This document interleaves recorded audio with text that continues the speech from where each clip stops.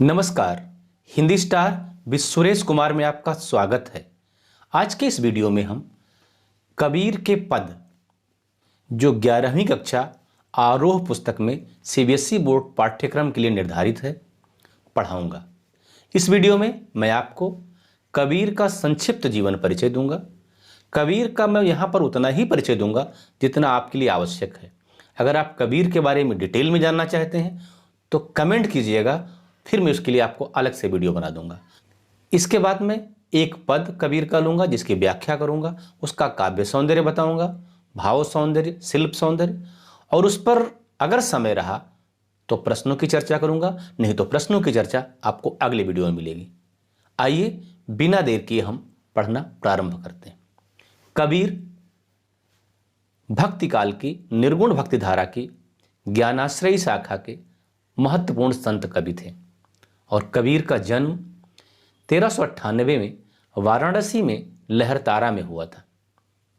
इनके जन्म के बारे में बहुत सारी बातें हैं, लेकिन जो सबसे प्रामाणिक है मैं वो आपको बता रहा हूँ। इनको नीरुनीमा नामक जुलाहे ने वही लहरतारा तालाब के किनारे रोता हुआ पाया। छोटे बच्चे थे, किसी ने फेंक दिया था, तो जो नीरुनीमा नामक जुलाहे थे उनके बच्चे नहीं थे।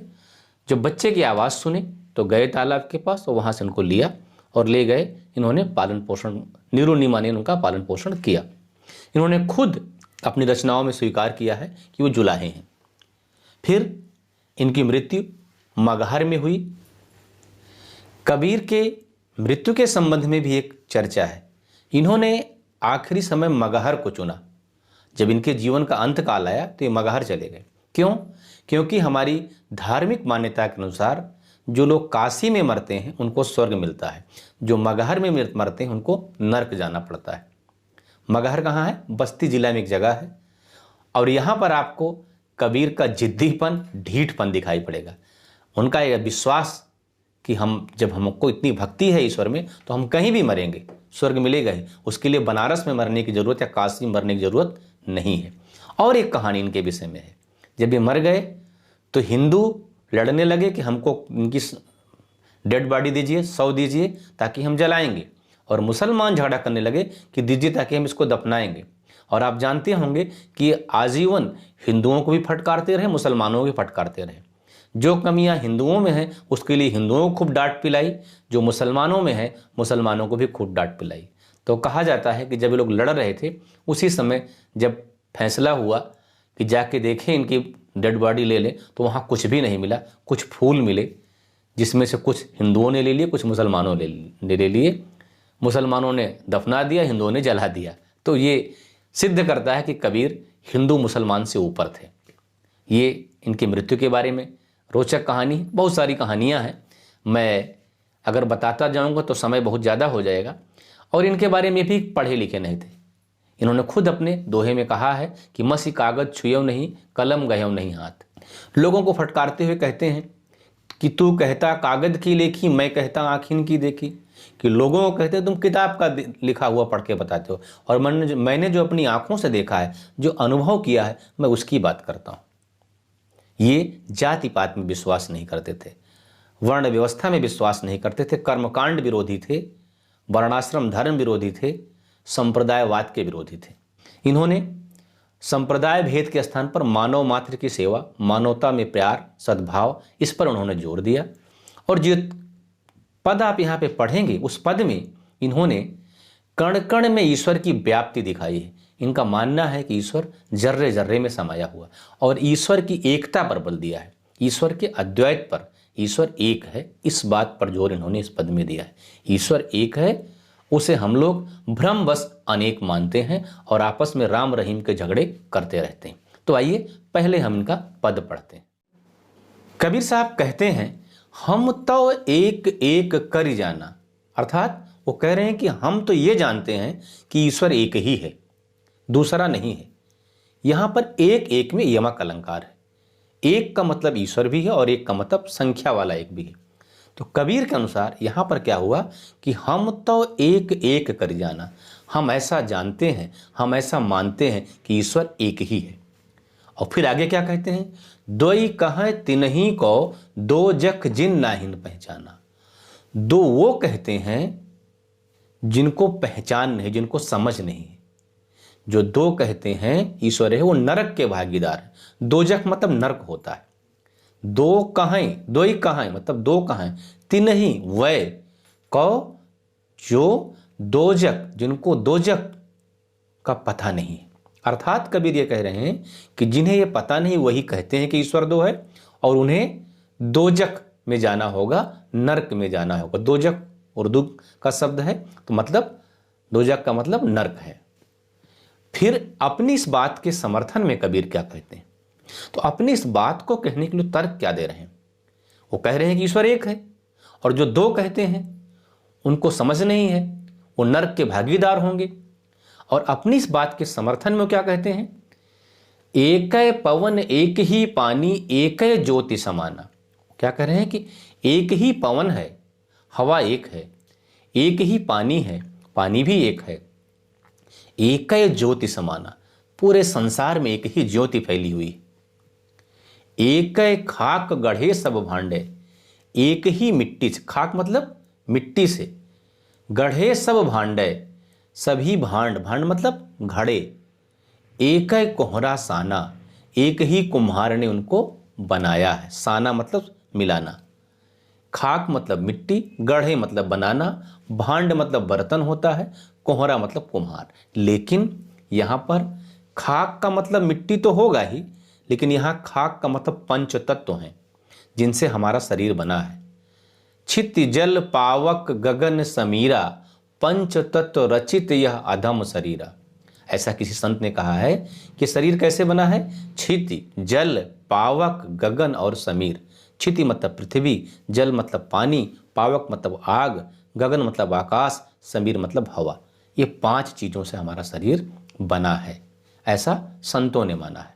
विज्ञान क्या मानता है, CHO, कार्बन हाइड्रोजन ऑक्सीजन और नाइट्रोजन, ये चार तत्व मुख्य रूप से हैं हमारे शरीर में। तो ये क्या कह रहे हैं कि पांच तत्वों से बना, उसी के लिए यहाँ खाक शब्द कहा गया है। कोहरा कौन है, अभिधात्मक अर्थ ये होगा कि कुम्हार, मिट्टी बनाने वाला, लेकिन यहाँ कुम्हार मतलब ईश्वर, परम पिता परमेश्वर। तो वो कह रहे हैं कबीर कि एक ही खाक से गढ़े सब भांड, ये सारे भांड, भांड मतलब बर्तन होता है, तो हम सभी भांड मतलब बर्तन, मिट्टी के बर्तन, अर्थात मानव के पुतले एक ही खाक से बने हैं, एक ही मिट्टी से बने हैं। कौन से, वही चित जल पावक गगन समीरा, पंच तत्व रचित अधम शरीरा से बने हुए, और एक ही कुम्हार बनाने वाला है। कौन है कुम्हार, वो परम पिता परमेश्वर, उसी ने इस मिट्टी को साना है, बनाया है। और फिर आगे क्या कह रहे हैं कि जैसे बाढ़ी काष्ट ही काटे अगिन न काटे कोई। जैसे बाढ़ी मतलब बढ़ई, बाढ़ी मतलब बढ़ई, काष्ट मतलब लकड़ी, काटे काटता है, बढ़ई लकड़ी काटता है, अगिन न काटे कोई, आग को नहीं काट पाता है। लकड़ी में आग होती है, कबीर कह रहे हैं, लकड़ी में आप जब जलाएंगे तो जल उठती है। तो आप लकड़ी को कितना भी काटिए, कितनी भी बार काटिए, लेकिन आग को नहीं काट पाएंगे। जो उसके अंदर आग है वो बनी रहेगी। लकड़ी को इतना अपना टुकड़ा कर दिए, छोटा छोटा टुकड़ा, तब भी वो जलेगी। तो वैसे ही कबीर यहाँ पे कह रहे हैं कि जिस प्रकार से बढ़ई लकड़ी को काट सकता है, लेकिन उसके अंदर व्याप्त अग्नि को नहीं खत्म कर सकता, अग्नि को नहीं काट सकता, वैसे ही इस शरीर के चाहे कितने भी टुकड़े कर लो, लेकिन जिसमें आत्मा है, जो परम पिता परमेश्वर का अंश है, जो परमात्मा का अंश है, वो कभी मरती नहीं, अजर है, अमर है, उसे कोई काट नहीं सकता, कोई मार नहीं सकता, अविनाशी है, उसका नाश नहीं होता है। वही बात यहाँ पर कबीर कह रहे हैं। फिर क्या कह रहे हैं आगे, सब घट अंतर तू ही व्यापक। सब घटी अंतर, घटी मतलब हृदय है और घड़ा भी है। सारे घड़ों के अंदर, अर्थात सभी हृदयों के अंदर, घड़ा क्या है, हमारा शरीर है ना, तो सब घटी अंतर तू ही व्यापक। कहते हैं कि सारे घड़ों में तू ही समाया हुआ है। और धरय स्वरूप सोई, अलग अलग स्वरूप धारण करके, धरय स्वरूप, धर मतलब रख कर, स्वरूप मतलब स्वरूप, सोई, सोई मतलब वही।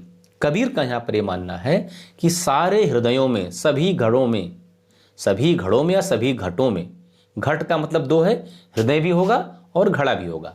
तो अगर हम हृदय लेते हैं तो हृदय होगा, और घड़ा लेते तो पहले कबीर ने कहा कि शरीर क्या है, मिट्टी का घड़ा है। तो कहते हैं सब घटी अंतर, सारे घड़ों में तू ही व्यापक, तू ही मौजूद हो। धरय स्वरूप है सोई, अलग अलग स्वरूप धारण करके, अलग अलग रूपों में। माया देख के जगत लोभाना, काहेर नर गरबाना। ये संसार माया के भ्रम में भटका हुआ है। काहेर नर गरबाना, अय मनुष्य तो किस बात का घमंड करता है, किस बात पर गर्व करता है। आगे कबीर कह रहे हैं कि निर्भय भया कछु नहीं व्यापय, कहें कबीर दीवाना।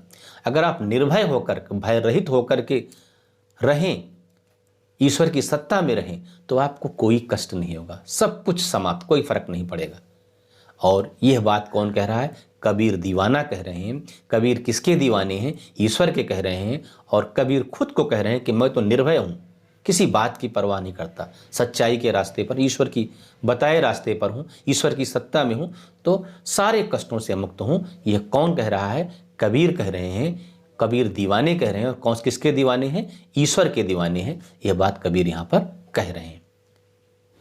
कबीर का आत्मा, परमात्मा और ईश्वर के बारे में क्या मानना है, एक और उदाहरण मैं आपको देता हूं। उनकी एक पंक्ति है, कहते हैं वो कि जल में कुंभ, कुंभ में जल है, जल में कुंभ, कुंभ में जल है, बाहर भीतर पानी, फूटा कुंभ जल जल ही समाना, ई तथ कहो ज्ञानी।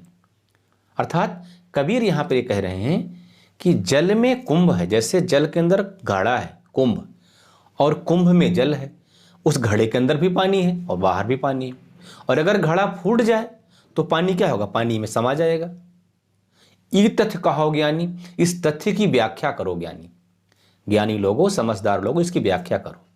अर्थात यहां पर कबीर का बड़ा स्पष्ट मानना है, उनका कॉन्सेप्ट बहुत क्लियर है कि आत्मा परमात्मा का कॉन्सेप्ट क्या है कि आत्मा जो है परमात्मा का ही अंश है। आत्मा परमात्मा से इस शरीर के माध्यम से अलग होती है। कैसे?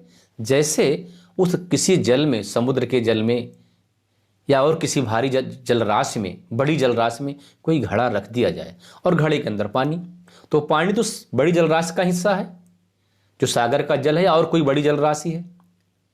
उसी तरह से जो आत्मा इस घड़े में रखी है, उस बड़ी जलराशि का हिस्सा है। और जैसे वो घड़ा फूट जाए तो पानी, फिर पानी मिल जाता है, कहाँ चला है कोई नहीं बता सकता है। वैसे ही इस शरीर रूपी घड़ा फूट जाए तो जिसमें आत्मा रूपी जल है, उस परमपिता परमेश्वर की जलराशि में, उस बड़ी जलराशि में समाहित हो जाता है। तो ऐसी है कबीर की आत्मा परमात्मा संबंधी अवधारणा। इसी बात को यहां इन्होंने दूसरे रूप में कहा है।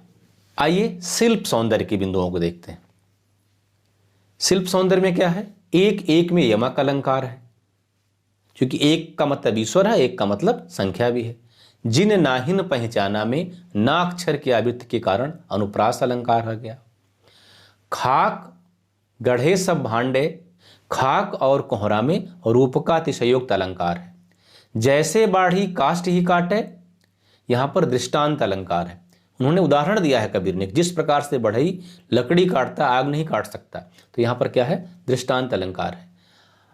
काटे कोई का अक्षर के आवृत्ति के कारण अनुप्रास हो गया। अनुप्रास बहुत जगह पर है, नर गरबाना में है, काहे कबीर दीवाना में है, यहां पर अनुप्रास अलंकार हो गया।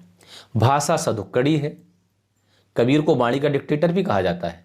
कहते हैं कि अपनी बात कहने के लिए सीधे मान गई तो मान गए दरेरा दे करके, मतलब इनका मकसद लोगों तक अपनी बात पहुंचाना, लोगों को समझाना, कविता करना या साहित्यिक सौंदर्य में पढ़ना नहीं है। तो ये हो गए शिल्प सौंदर्य के बिंदु कबीर के इस पद के। भाव सौंदर्य के बिंदुओं को हम देख लेते हैं। इन्होंने बताया है कि आत्मा परमात्मा एक है, ईश्वर अद्वैत है, उसका दूसरा स्वरूप नहीं है, एक ही है। और ईश्वर को जर्रे जर्रे में कण कण समाया बताया है इन्होंने इसमें। और उन्होंने माया मोह के भ्रम, माया मोह के चक्कर में, घमंड में आकर लोगों को, जो माया मोह के बस में आकर घमंड करते उसको व्यर्थ बताया है। और इन्होंने ईश्वर की एकता को बताने के लिए, ईश्वर एक है, इसके लिए इन्होंने तमाम उदाहरण दिए हैं। जैसे एक पवन है, एक ही चांद है, एक ही सूरज है, एक ही रोशनी है, तो ईश्वर कैसे दो हो सकता है? ये भाव सौंदर्य का बिंदु हुआ। तो वीडियो को हम यहीं पर रोकते हैं, मिलते हैं अगले वीडियो में कबीर का अगला पद लेकर के और बेहतर तरीके से। वीडियो अगर आपको अच्छा लग रहा हो तो जरूर लाइक कीजिए, कमेंट कीजिए, शेयर कीजिए, सब्सक्राइब कीजिए, ताकि आपके लिए हम और अच्छे अच्छे वीडियो लाते रहें। तब तक के लिए जय हिंद, वंदे मातरम।